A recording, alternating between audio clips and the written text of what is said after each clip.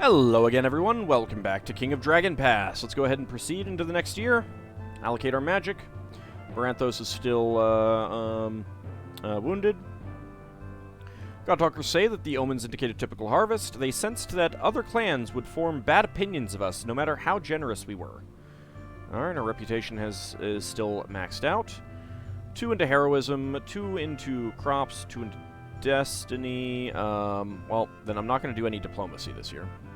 Herds, war, I don't care about trade, but 3 into quests.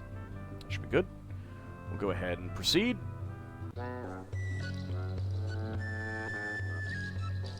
A woman whose insignia corresponds to no local clan comes to you with a proposal. I am Saraska Bright Eyes, and it has been prophesied that I will unite the tribes and make this the land called Saraska. I will be queen of the kings and the peaceful hero, the great uniter. I know that your people helped make a tribe. I now seek your aid in making a kingdom where there are only tribes. She concludes with an impromptu ritual asking the gods to favor us and her plan. You suggest conduct a divination or receive her politely, but promise nothing. I would like to believe this is the woman that the odd prophecy we heard once. Perform a divination first, then hear her out. What she suggests is contrary to local traditions, but all traditions were innovations once. Our magic is strong and our god-talkers are wise. They will find the truth. So bright shining were her eyes that her brow was star-limbed. Are you okay, Baranthos? Elgane says, Saraska is sincere, but there is something amiss about her. She is sincere. We can't trust this woman. Let's go ahead and conduct a divination. It will cost us 2 magic. The God-talker said that the omens surrounding this Saraska Bright Eyes were all bad. She did not have the favor of the gods, and the prophecies she speaks of refer to someone who is not yet born. They could not say if her luck would rub off on those who helped her or opposed her. Alright. Well, then let's just receive her politely. Promise nothing. She said we would see the truth of her words soon enough. I have wonderful news regarding Randan. After learning the most obscure of rituals and speaking to all of our gods, his magical aptitude is now as great as any hero's. His Melder died of old age. At the end, she said she felt foolish about all the worries she had held onto in life, and would try to be stronger in the next life. Alright, well, do we have anyone new since we've lost 2 people?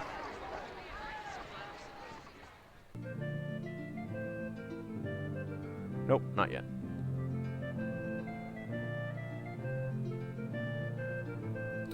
Alright, well, let's send Randan out again. I would like to find the dwarves. Let's see, I basically tried throughout here, so let's just, like, peek out a little bit farther away. I know it's up here somewhere. Although, maybe it's over there, but no, I'm pretty sure it's over here somewhere.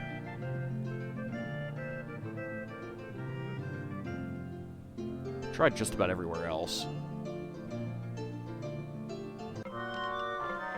We have too many hunters for the wildlands, oh no! Devotees of the cult of Yinkin, the god of Alinxes, have an offer to make you. We have noticed that the woods around your Tula are infested with many types of rodents, including a type which is very susceptible to spirits of disease. If you want to give us something in return, we can perform a ritual which will improve the hunting abilities of your Alinxes. They will kill these forest-dwelling rats, freeing you from the risk of disease. Cult of Yinkin is very small and has little influence. We'll owe you a favor. The fewer fighters fall prey to disease, the better chance we'll have of prevailing during raids. Their magic will last for many seasons. The forest is full of rats, and the dirty creatures are infested by disease spirits. We have some fine kittens to trade, which the Yinkin people will greatly esteem. Any asking price can be bargained down. Anything that makes the healer's job easier is good. And Alinxes are disloyal. Yermal was a better companion to Orlanth than Yinkin ever was. We'll offer them goods or livestock. After talking to them for a while, it becomes apparent that they expect goods worth 10 cows in exchange for this service. That's fine with me. They gathered our phalanxes together in a stead. It was remarkable to see these willful creatures following the Incan cultists as if they had become sheep. We heard wails and howls coming from the stead, and could not tell which was made by people and which by cats. Finally, the Incan people emerged, and said that the ritual was a success.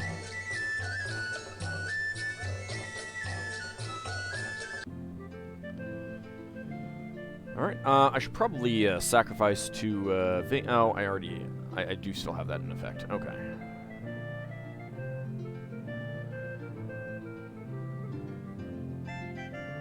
Since our reputation is bound to suffer this year, so I predict will our trading missions. Yeah, that's fair. So I won't do much in that regard. Let's just go ahead and explore Tula then. Let's send out Angori. Well, Angori might take over his leadership, although he's just a few years younger than Kalai.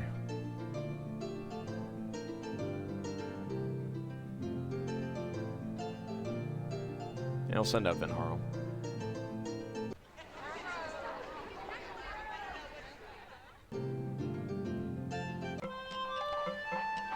Alright, didn't find anything. It is now fire season.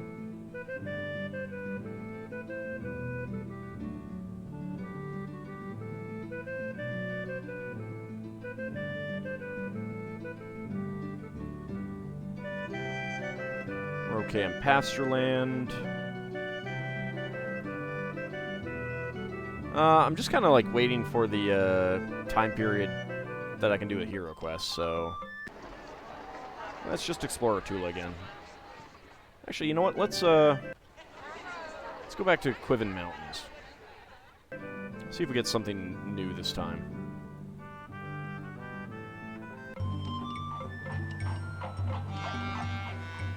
Your explorers encounter a woman from Hjortland while mapping the southeast. Her name is Estella, and she is fleeing from her homeland. I slew an agent of the Pharaoh who sought to tell chosen Orlanthe chieftains how to properly interpret the laws of our people. Although my act was just and supported by the spirits of our ancestors, the leaders were too afraid of the Pharaoh to stand up for what is right. They outlawed me and sent pursuers to kill me. I think I have outdistanced my pursuers, but I would be lying if I said I was sure of that. The explorers were moved by her words and brought her here, suggesting that you should give her asylum. We have proven ourselves to the people who love and trust us. We can afford to decide the way we want to decide. Send her on her way with gifts.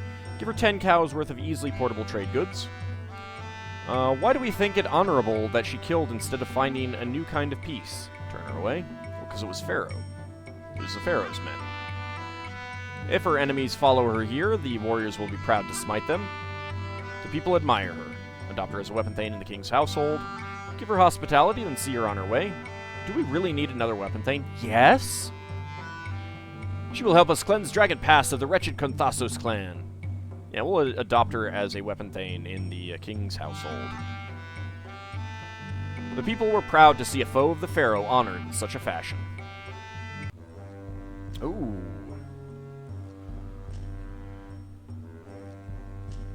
Gordanger, a great Uroxy warrior from the chaos-hating Staghearth clan, comes to share a blood-curdling tale. One of that clan's ring members was just found decapitated in the forested part of the Staghearth Tula. Gordanger is certain that the killer is a member of the chaotic cult of Thanatar, known for stealing heads and putting them to grim magical use. Gordanger's clanmates conducted a divination and concluded that the Thanatar cultist is a member of your clan. Gordanger wants to question your clan members in order to identify and punish the culprit.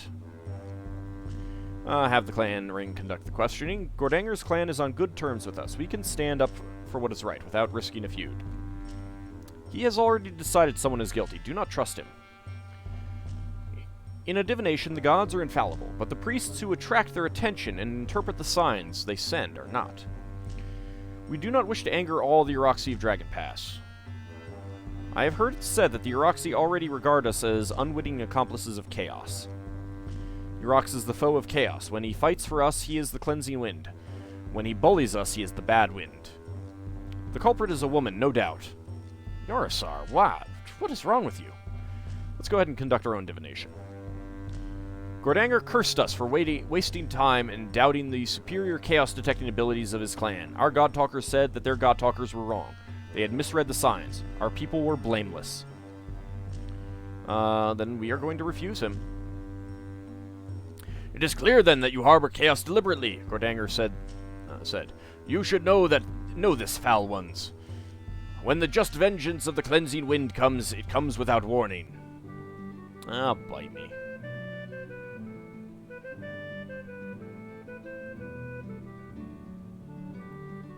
How are my, let's, fix that. Alright, and let's go ahead and explore Quiven Mountains again. Not with you, though.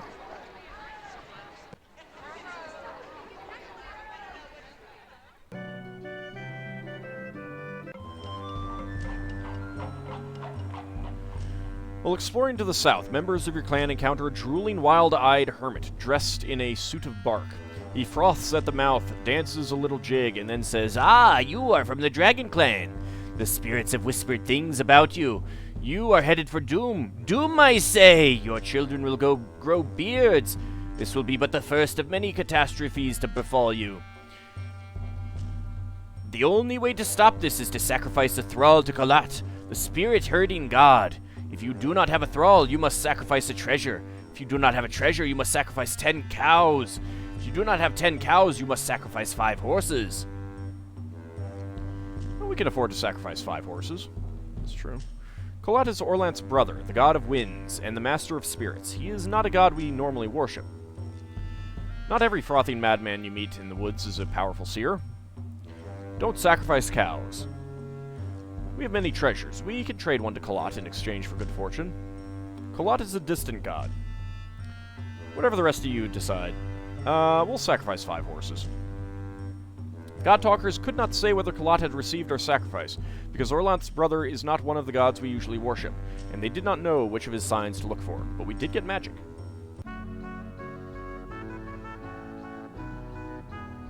Let's go ahead and explore again down to the Quiven Mountains.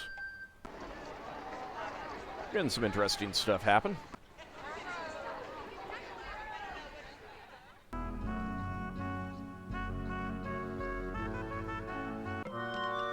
The Old Owls have a new chief, Dunori. He is known for his stinginess and his fondness for honey. Their former chief, Frithorf, stepped aside after a god-talker of the Knowing God performed disturbing auguries.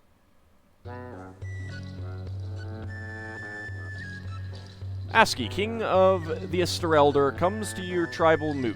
Accompanying him is Saraska Brighteyes, the woman who says the prophecies make her the future queen of a great Orlanthe nation in Dragon Pass. Regardless of how we feel about Aski, I want to hear them out, and see what I can learn. Wait and see what happens. Forbid them to address the moot, give gifts to other clans, warn them against Aski and Saraska. Aski has no right to address the moot. The signs are bad. Saraska's project is doomed to fail. If we make the wrong decision, we could gain the enmity of Esterelder and lose the respect of our own tribe mates. Aski sees Saraska as a means to power. He is flattering her, and Saraska is drunk on her dreams of a kingdom. When Aski looks at Saraska, he looks like a stump rat about to leap on a chicken. Saraska is sincere, but Aski means to betray her. Aski is a king, so we must at least listen to him.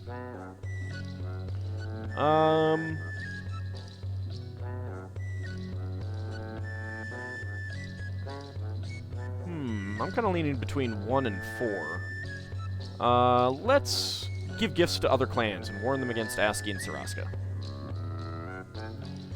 How much wealth do you distribute? Let's go with 100 goods.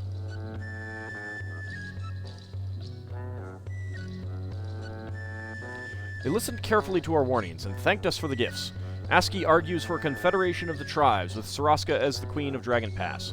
He claims that all of the prophecies say it must be so.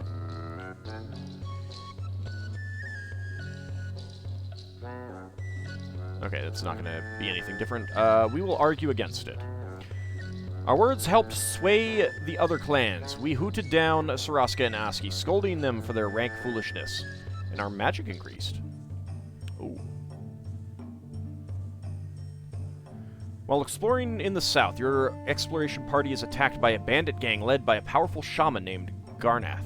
He captures a member of the party and demands an outrageous ransom of 10 cows worth of goods for the explorer, Harmast, who is a Carl. Recruit warriors from other clans to join a war party against Garnath. Our neighbors are loyal friends. They will help us against the bandit shaman. Offer 5 cows for his return. The proper ransom for a fellow of Harmast's rank is 5 cows. Clan spirits can fight Garnath's spirits. Seek the blessings of your clan spirits before fighting the shaman. Shamans can be dangerous. The clans are fed up with the rampant banditry in these parts. They will help us if we ask them. The other Carls will be dispirited if we abandon Harmast. Pay what Garnath asks. The Carls want us to get Harmast back, but they are not trained to fight a shaman themselves. Let's recruit warriors from other clans to join a war party against Garnath. No one was willing to help us. Oh, wow. Alright, seek the blessings of your clan's spirits before fighting the shaman. What do you sacrifice to them? Let's go with 30 good. Well, 35 goods, sure. Our ancestral spirits spoke to our god-talkers. They said they would aid us against the spirits who served Garnath the bandit. Alright, send a war party to liberate Harmast. Who will lead it? Gardrostan, with your renowned combat ability. Man, Kalai is better. That's crazy. How many warriors do you send? We will send 12. It's about half of what we have. A war party fell upon Garnath and his bandits and scattered them. We rescued Harmast. Gardrostan seized Garnath and knocked him against a tree until he did not move anymore.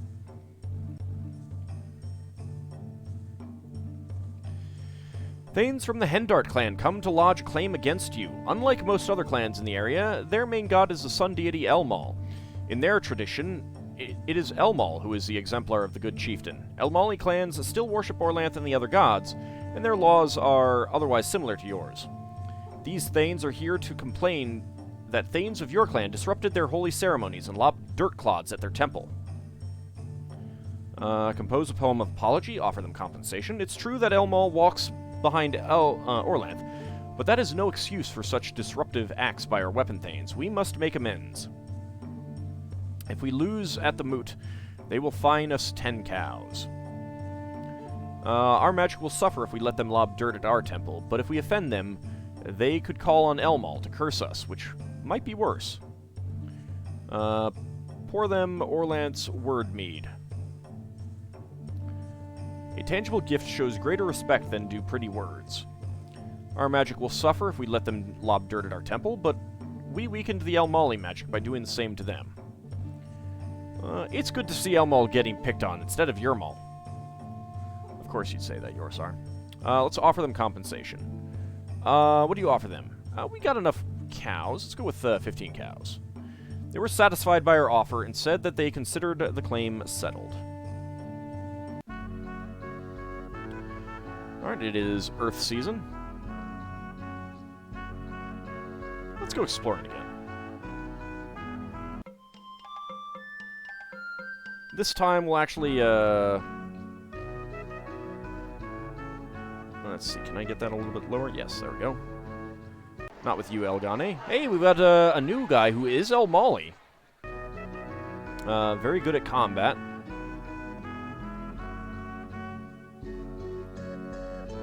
Anyone else new? Alright, Varmund. You can go lead it. Don't die, please. Let's send a few more people with him, then.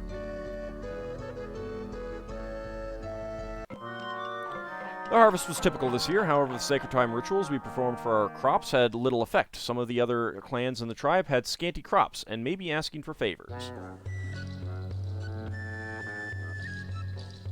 An exploration party returns with the legendary treasure of the First Age, who mocks Raven Banner. When carried into a fight, this battle standard guarantees victory in battle. However, it does so at great cost. The standard bearer is always killed. This banner could bring us peace with our enemies, the trolls, Humakti, or cultists of Marangor.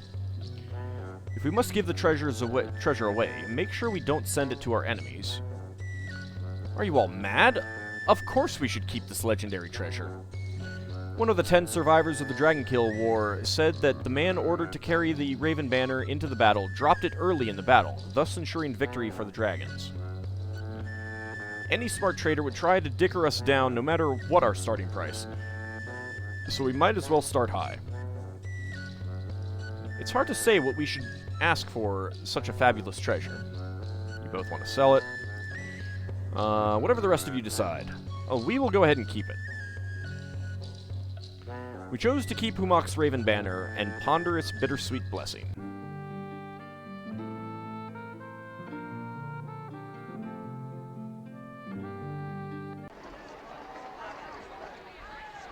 So, Randan is still away, which kind of makes me think that he might... I don't think it should take that long to go up there.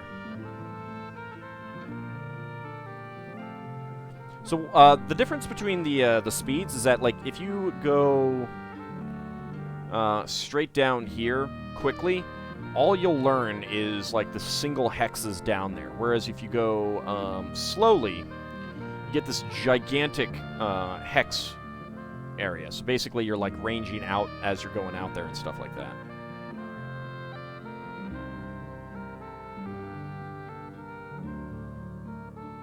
I haven't really been up to where the oak trees are.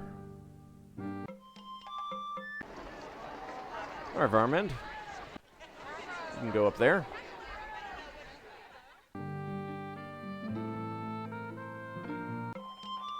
And we're being raided by the trolls! 8 dark trolls, 100 trollkin, they slipped past our patrols, and we could only raise 11 weapon thanes, 168 of the feared in time. Use some magic, sacrifice 2 Humak to drive them off, and skirmish. Actually, I think Orlanth's better with skirmish.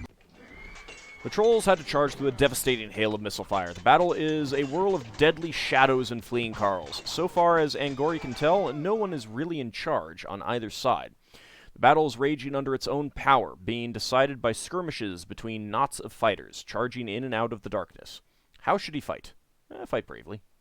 Angori lost his shield, so he grabbed another sword and used both hands to wade into the midst of the trolls, striking in all directions. After the battle, the warriors made up a song about Angori's bravery. 3 wounded, no deaths. Estella distinguished herself in the fighting. That's good. It's still dark season, so Jubilant, resolved, unshakable. I want more weapon thanes.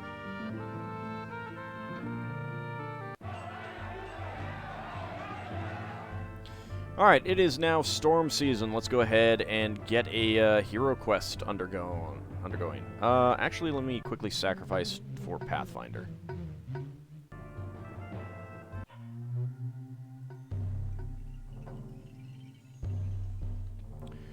Wilkosi, one of the warriors you sent on your exploratory mission, reports on its unfortunate and premature end. One of our fellows, Thadart, was taken by the cruel enemies known as Tusk Riders. We fought valiantly to rescue him from them, but they were fierce and the boorish steeds were fresh, and they knew the terrain better than we did. We have heard from our neighbors about the bloodthirsty gods they worship, and know of their murderous habits. Unlucky Thadart is surely dead by now. Thadart was very skilled with weapons. Even though he was not a weapon thane, we should honor him as one. A poem has more power to stir the heart than an ordinary speech, or even a generous gift. We should sacrifice in Thadart's honor, to speed his spirit to the halls of the dead. King Vingot disappeared many times, and those of weak confidence thought him slain, but each time he came back, hungry and wanting his dinner, having miraculously escaped death. Although many Tusk Riders live in the stinking forest, others roam Dragon Pass, causing trouble. We should sacrifice in Thadart's honor. By Elmal's fiery locks, we must find him. We'll go ahead and sacrifice to the gods in his honor. Let's sacrifice to the ancestors. And we'll go with 25 goods. The God-Talker said that the sacrifice was accepted, but other signs indicated that the ritual was going to fail. No one could say what this meant. We're being raided by the Harani. The wolves warned us. They have 11 horsemen, 220 swordsmen. We have 27 weapon thanes and 316 of the feared. Drive them off, skirmish. Please let me do a hero quest. The Harani rushed us before we'd fired more than a few volleys. Before the Harani can realize their danger, Angori dashes amongst them and strikes down their chief God-Talker, an El Mali horse thane who fought from horseback better than any horse spawn. Angori escapes from the Harani warriors, seeking revenge for their comrade, then rests for a moment beside her own God-Talkers. How should Angori fight the rest of the battle? Fight bravely, press the enemy hard. Angori fought a hard duel against one of the Harani. The enemy finally fell, badly wounded. Before Angori could catch his breath, the fallen Harani's sister, a Vingan named Valensta, flew across the field to her brother's aid. Angori had to retreat, parrying desperately. Valensta was too much for him. He was seriously wounded. Wow, holy cow, we lost a lot of people there. It was an extended clash. Their magic helped carry them to victory. We were forced off the battlefield, and the Harani made off with 9 cows and 6 horses. They took 9 cows worth of loot. And they took 12 of our women auxiliaries captive. Ooh. We'll go ahead and pay them. People were pleased to see their kinsfolk again. Can I not have a chance to do my my thing? A hero quest? A woman from the Old Owl clan comes to sell us some thralls. The thralls have glassy-eyed expressions, seem underfed, and say nothing. She wants 6 cows for each thrall, and has 5 of them to sell. We were friendly with her clan, tried to bargain the price down. Our ancestors opposed the taking of thralls. We could purchase them and free them, I suppose. She's a shaman of some kind. That shows how eccentric the Old Owls are. Shamans are usually solitary and do not belong to clans. Those thralls don't look very healthy. Putting them to work in the field would kill them. I heard that an Old Owl trader went berserk when asked to decrease her price. She cursed her trading partners with bad magic. The Old Owls are all a little crazy, and that makes them hard to bargain with. I think they have rickets. We were opposed to the taking of thralls. She said she would find buyers elsewhere. Okay, it's still storm season. Good. Let's go ahead and hero quest. Go ahead and get helpers. Okay, we do have an El Mali, but I probably want him to be better before I try that. We've done Humak the Champion. Could do Asari's Conciliator. Let's see. Improve relations with others. Well, we could try improving our relations with others. That would work. Yeah, let's do that. Alright. Let's go ahead and perform that. Alright, the people have gathered their magic to help propel Elgane into the realm of the gods with the assistance of 171 worshippers from our tribe. This myth begins during the Great Darkness, when trade, travel, and talking have fallen apart. Asaris puts these back together by traveling to a strange place and bringing conciliation to a pair of warring tribes. What benefit does Elgane seek from this quest? Improve relations with the cult, improve relations with another clan, improve relations with outsiders, improve the clan's trade relations, learn about Dragon Pass, make the quester stronger. It's not just like all clans in general, it's just a specific clan.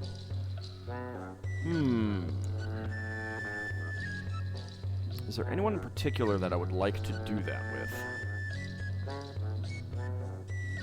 I could try the Harani and the Lanisi.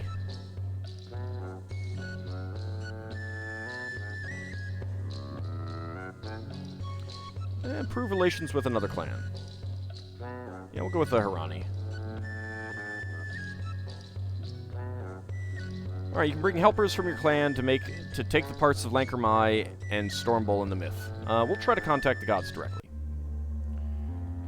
Alright, Elgane arrives in a dark and blasted place. The winds are strong and cold, which is good, but this place is unfamiliar to Elgane, and that makes her nervous. As a traveling one, she should know every place where Orlanthi are found. There are Orlanthi here. Though one of them has the unmistakable demeanor of Lankermai, the know-it-all god. Elgane must decide how to convince Lankermai to come with her on her quest. I think that is supposed to be Yermal. Not sure who the other people in the back are. Alright, well, let's see. We've done this one before, so... in exchange for your help, I will help you find the truth, which is also missing. Without traveling, talking, and trade, we cannot remake the world. You will learn new things if you come with me. This is not actually I'm not actually seeing the option that I want. In exchange for your help, I will help you find the truth, which is also missing. Finally, complained Lankermai, I have been asking you to help me find the truth for what feels like decades. The truth that was lost because of your irresponsible generosity, I might add. It was something you never should have traded. Then Elgane sees a fearsome warrior who must be Stormball. I have lost the truth and must help Lankermai find it again. If you do not come, the trade routes will be confused forever. I leave the realm of the gods. This way, there is chaos to fight. You should not come with us, because Orlanth says you are needed here to fight chaos. This way, there is chaos to fight. Where? Said Irax, following along. Elgane searches for a very long time to find the worst part of the problem. What does she decide must be the worst part? It is all the fault of the chaos enemies. Give up trying to find an answer and leave the realm of the gods. People are enemies and no longer talk with one another. People are not trading fairly. Ah, right. Okay, so this is the option. It didn't include the earlier ones. Well, 4 is the proper response. People are not trading fairly. This realization enabled Elgane to find a special route by digging in a hillside. She uncovered a passageway that allowed the group to cross the big water simply by walking down steps. On the way to their destination, the three are attacked by a number of chaos beasts. Finally, while traveling through a ruined city, the group is attacked by a gigantic chaos thing, one whose name can only be pronounced by the dead. Let Stormbolt fight alone. Stormbolt defeated the chaos creature, slaying it utterly. Elgane leads her companions to the Tula of the Digging Stick people, who are suffering terribly. The Digging Stick people explain that their Tulas are the battleground for a war between the Long Noses and the Big Teeth. Whenever they fight, Digging Stick pastures are trampled. The Digging Stick's cows are stolen and eaten by hungry soldiers. Their carls are captured and ransomed so that the armies can buy weapons. Their weapon thanes are pressed into service, risking their lives for no reward. Neither Lankermai or Stormbull are interested in helping Elgane make peace between the warring peoples. Ask the Digging Stick people to give you a treasure. Give a treasure to the Digging Stick people. Go to the Long Noses, no matter who follows. Go to the Long Noses, so long as both gods follow. Go to the Long Noses, so long as Lankermai follows. Go to the Long Noses, so long as Stormbull follows. You can get a treasure from these people. I'll try that. But we are poor and wretched and have nothing to give, they cried. Nonetheless, they gave Elgane a board of nails, which would ward off bad thoughts. I'll take that. Alright, now we want to go to the Long Noses, so long as Stormbull follows. Elgane said to Stormbull, a big important battle is coming up, and all people must learn to unite, and to fight only their real foes. Stormbull agreed to come along, but Lankermai did not. Elgane meets with Ariska, priestess of the Long Noses, who says, we have no cause to make peace with the Big Teeth. They have always attacked us, attacked and killed us. Our best and finest are murdered. They take our leaders, our priests, our healers, and our weapon thanes. Ariska lowers her voice, and through her enormous nose whispers a shameful secret. Then the Big Teeth eat them. They devour our flesh and prevent our bones from being interred in my holy secret place. We can never make peace with them so long as they eat us. Now that the thing called death has come into the world, it is impossible. Go immediately to talk to the Big Teeth. I will make them promise to give the chewed bones back, so the long-nosed spirits will fly free. If I cannot make peace here, the whole world will be in big trouble. Leave the realm of the gods. You must understand that your war hurts the digging stick people. I believe we want to immediately go to the long teeth. Yep, the big teeth, whatever. Elgane meets with Parator, war leader of the big teeth. Parator says, "It has long been decreed that we should eat the longnoses, for they are large and juicy and flavorful." I can't disagree with that. Mammoth. They can eat the grasses of the plains and the leaves of the forest, but we cannot. We won't starve just to please others. We could eat you two legs instead, devour the villagers whose Tula you are so concerned about, but I do not think you would consider that a just solution. We cannot do as you ask, for how does one make peace with one's dinner? Ask the knowing god for help. If I cannot make peace here, the whole world will be in big trouble. If you always make war on the longnoses, one day you will eat them all. Leave the realm of the gods. You must understand that your war hurts the digging stick people. Let's ask the knowing god for help. Elgane asked the knowing god for help, interrupting some pointless thing that Lankermai was doing. Lankermai said that Ariska was nothing but an overgrown cow, and Paratur was just a big Alex. Then Elgane knew what to do. She told Stormbull to romance Ariska, and Ariska agreed to attend a peace parley. She told Stormbull to kick Paratur and show him who was boss, and Paratur agreed as well. I like how, one of my favorite things about the hero quests in this game is that you get, with the Isari's a Conciliator and Lankermai Finds the Truth, two different perspectives of the exact same events, basically. You know, this is the unimportant question, the pointless question kind of thing. Whereas, you know, the some pointless thing that Lankermai was doing was trying to figure out the how to untwist the truth. Now that the two leaders agree to talk peace, what does Elgane propose? Big Teeth must only attack weak and sick longnoses. The longnoses must accept that some of them will be eaten. The Big Teeth must trade back the bones of the dead. Longnoses. The longnoses must trade with the Big Teeth. Leave the realm of the gods. Alright, well, I believe first we want to,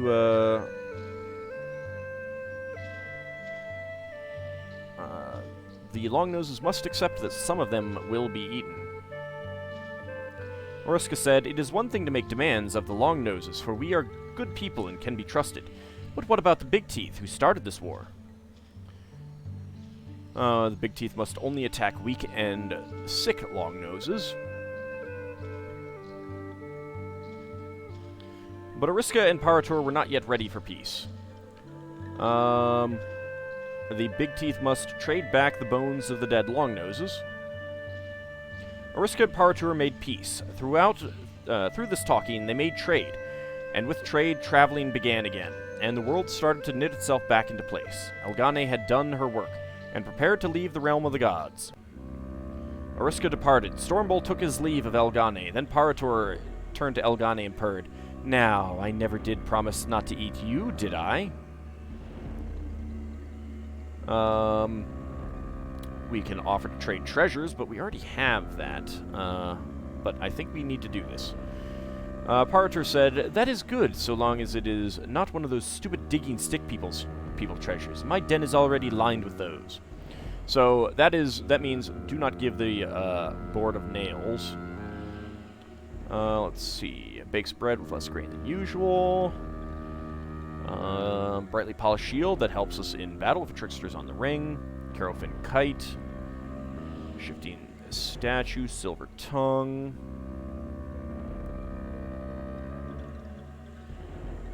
I do not actually have a great... Do I have a great temple to Asari's? I should check. Strongman's toothpick, an ancient log, which gives certain clan members strength and resolution. So we would not want to give back the Tiger's Eye necklace. Varghast's ring keeps our warriors happy, making it easier to recruit weapon thanes.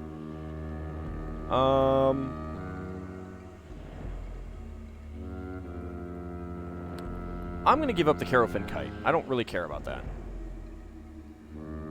I got so many goods, it's ridiculous. Paratur gave Elgane a necklace of stones. It looked like tiger eyes and let her pass. The people celebrate Elgane's successful reenactment of the Asari's Conciliator myth. People of the Haran clan were there to welcome Elgane and to voice their esteem for us.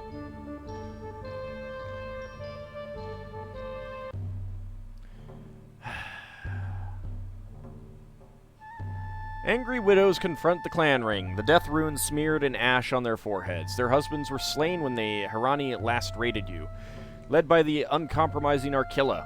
The women reproach you for allowing these deaths to go unavenged.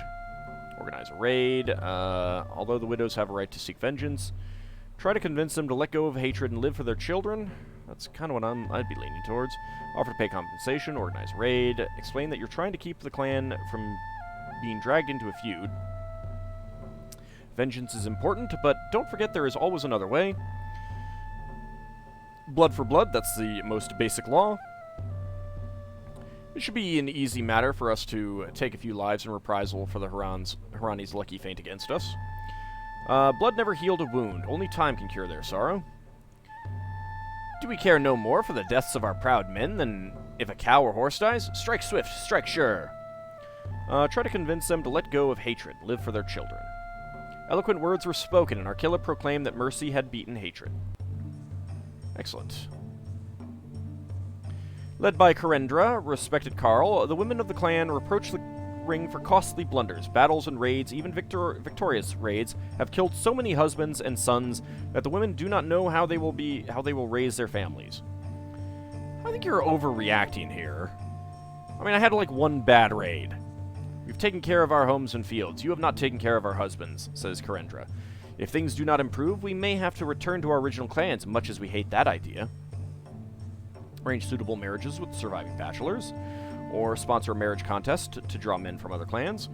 We must act decisively, or at least give that appearance. This is the worst threat our clan has ever faced. Seriously, Langpent? We must act.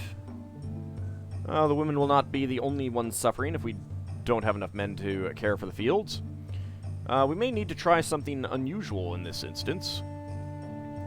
I'm tired of explaining things. Tired. Karendra is insolent and deserves no respect, but I admit that treating her as she deserves won't solve our problem. Arrange suitable marriages with surviving bachelors. Although Karendra is skeptical that the clan still has enough bachelors of substance, we succeeded in finding husbands for the most vocal of the widows. Karendra herself married a fine Karl named Dangmag, and helped the other women of the clan adjust to their new husbands. And so ends the year. 37 babies were born. Apparently we did not initiate any adults. The clan has 25 fewer people, 53 fewer head of cattle, 10 fewer horses, and 25 more sheep than we did last secret time. Let's see. That is our Temple to Asaris. Yeah, I need to bump up our Temple of Asaris because it's going to be cheaper. We produced 1,710 and ate 1,107 bushels of food. 511 were lost due to spoilage. Our crafters produced 178 cows worth of goods. Our market made a profit of 34 cows worth of goods. Alright, and we are not overcrowded, so that's good. Alright, when we come back next time, no hero quest, but just, you know, gonna be doing some general, probably more exploring. I kind of feel like we should do that. Pretty sure Rangdang is dead. The fact that he's been gone so long does not bode well. But I'm still going to need to send someone back up there to try to find the dwarves. Anyway, that will be later. See you then, everyone.